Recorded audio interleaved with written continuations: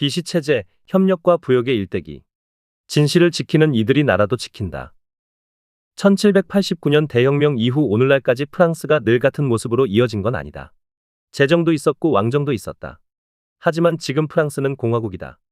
헌법에서도 스스로를 1789년 인권선언과 1946년 헌법 전문을 이은 나라로 정의한다. 프랑스에 있어 공화국이란 깃틀은 대혁명이란 자랑스러운 역사의 바탕을 둔 체제인 것이다. 그러나 공화국의 정신을 지키는 일은 말처럼 쉽지 않았다. 대혁명의 유산에 반기를 든 가톨릭, 또 중요한 순간에 자신들의 이익만 생각한 엘리트. 이들이 국가의 이익이란 이름으로 진실을 외면하고 오직 욕심을 이루려고 할 때 공화국 프랑스는 위험에 빠졌다. 그들에 맞서 프랑스를 지켜낸 건 진실과 정의를 지키는 일이 프랑스의 이익에도 맞는다고 믿었던 시민들이었다. 20세기를 얼마 남겨두지 않은 1894년 일어난 드레피스 사건은 지식인을 대표로 한 시민들이 진실과 공화국을 지키는 프랑스 특유의 모습을 잘 보여준다. 파리에 있는 독일 제국 대사관에서 프랑스 군사기밀이 담긴 문서가 발견되자 프랑스 정부는 범인 찾기에 나선다. 용의자로 지목된 사람은 알프레드 드레피스 대위. 참모본부는 문서의 필적과 드레피스의 그것이 유사하다는 점을 증거로 내세웠다. 하지만 드레피스의 혐의가 쏠린 진짜 이유는 바로 그가 유대인이었기 때문이었다. 수사는 부실했다. 그럼에도 재판은 반유대주의적 분위기가 지배하는 상태에서 속전속결로 진행돼 드레피스는 유배형과 더불어 강제로 군에서 떠나는 치욕을 겪는다. 하지만 반전이 벌어진다. 드레피스에 대한 판결이 끝나고 2년 뒤인 1896년 참모본부 정보국장인 조르주 피카르 중령이 이 사건에 진짜 범인이 있다는 사실을 알게 된 것. 독일의 정보를 팔아받은 돈으로 유흥을 즐긴 에스테라지 소령이 바로 그였다. 필적은 아예 유사한 정도가 아닌 에스테라지 본인 글씨였다. 피카르 정보국장은 재조사 자료를 모아 드레피스 사건에 대한 처결이 잘못되었음을 수뇌부에 보고했다. 그러나 뜻밖의 반응이 돌아왔다. 왜 유대인 한 명을 구하기 위해 다 끝난 일을 다시 꺼내느냐는 것. 프랑스 참모본부에게 사건의 진실은 중요하지 않았다. 유대인이 프랑스를 위협한다는 선전이 훨씬 소중했을 뿐. 피카르 국장은 이에 좌절하지 않고 계속 진실을 밝혀야 된다고 말하지만 총참모부는 그를 한직으로 보내는 걸로 답을 대신했다. 거기다 가톨릭 반유대주의에 힘입은 언론들이 힘을 합해 피카르를 비난한다. 프로이센 프랑스 전쟁 패배로 상처 입은 자존심을 식민지 확보를 통해 회복하고 있던 군부를 지키기 위해 진범을 제대로 처벌하지 못하고 있던 그때 나선 건 에밀 졸라였다. 그는 여명이란 신문에 나는 고발한다라는 글을 써 군 수뇌부를 비롯해 드레피스 사건의 진실을 가리는 사람들을 차례로 규탄한다. 이미 프랑스 문단에서 거장의 반열에 오른 졸라였다. 침묵하는 것으로 혼란을 피할 수도 있었다. 그러나 졸라는 힘차게 진실을 외쳤고 이 외침은 프랑스 사회를 뒤흔든다. 가톨릭, 군, 관료, 반유대주의 언론 등이 한몸으로 졸라가 프랑스의 위신을 깎아내리고 있으며 나라를 적에게 팔아넘긴다고 비난했다. 다른 편에서는 진실을 밝히는 일이 결코 프랑스의 이익에 반하지 않으며 오히려 군부가 에스테라지 소령의 죄를 눈감아 안보를 위험하게 만든다고 주장하며 졸라의 생각을 나아가 드레피스의 무죄를 지지했다. 모든 프랑스가 드레피스파와 반드레피스파로 나뉘어 치열하게 대립했다.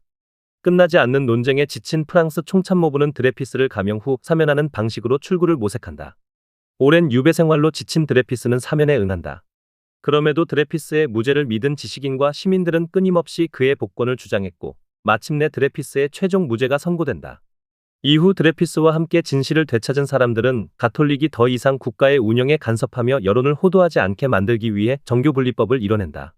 그럼에도 드레피스를 죄인으로 만든 이들의 영향력이 사라진 건 아니었다. 드넓은 식민지를 보유하고 있다는 어긋난 자부심은 프랑스의 제국주의를 지탱했고 이런 제국주의 프랑스의 버팀목이 된 건 가톨릭, 군, 극우 파시스트, 거기다 그들을 지지하는 언론들이었다. 모두 유대인 드레피스에 죄가 있다 말했던 이들이다. 오직 자신들의 이해관계에 따라 드레피스의 유죄를 주장한 극우는 이후에 1929년 대공황에 따른 1930년대의 경기 침체를 거치며 더 확대되어 1940년 나치 독일에 패배한 조국의 어려움을 구실로 비시체제를 출범시키는 데 성공한다. 비시체제는 프랑스가 독일 나치에 지면서 시작됐다. 역사적 사실이다. 하지만 이면엔 프랑스 공화국의 핵심적 가치인 공화주의와 정교분리에 반발했던 공화국의 기득권이 있었다. 가톨릭은 비시체제에 협력하며 과거 왕정에서 혜택을 입고 국정에 관여하던 역사를 되살리고자 했다. 나치 독일의 침략에 제대로 대응하지 못한 군부는 프랑스의 국난이 외국인 및 사회주의 정치인들 때문이라며 화살을 돌렸다. 군과 관료들은 레옹 블룸 등 1930년대 중후반 국정을 책임진 명망 있는 좌파 정치인들을 공격하고 유대인일 경우엔 학살 수용소로 보내기까지 했다.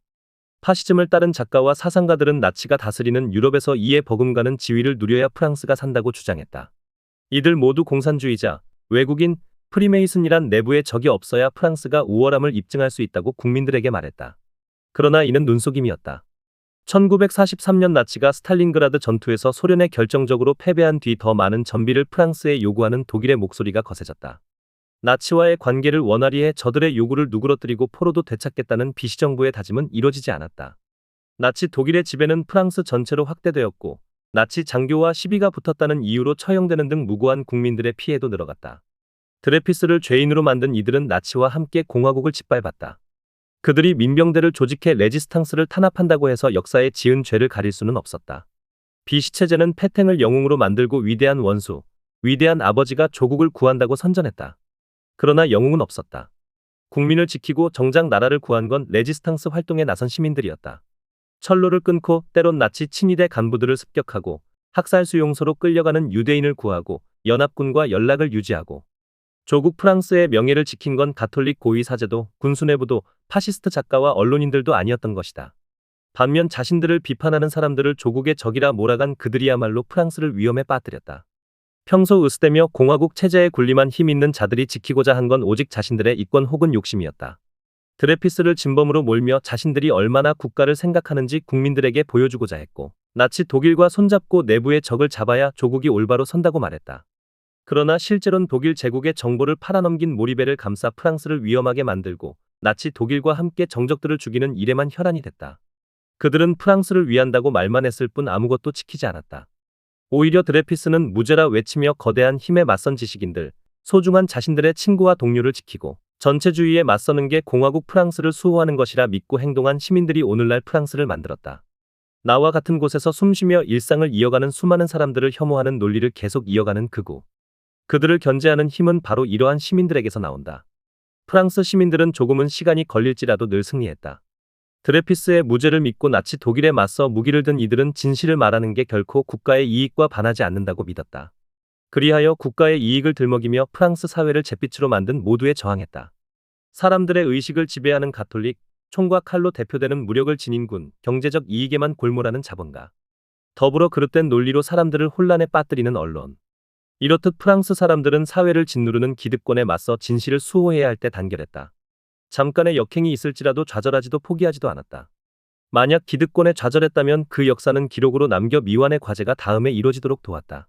그리하여 오늘날 프랑스의 역사는 어제의 과오를 되새기고 오늘의 힘에 저항하며 미래엔 희망을 전하는 공화국의 가치를 보여주는 증거로 남았다. 진실이 전진하고 있고 그 무엇도 그 발걸음을 멈추게 하지 못하리라라고 말한 에밀 졸라의 발걸음을 기억한 채로. 더 칼럼니스트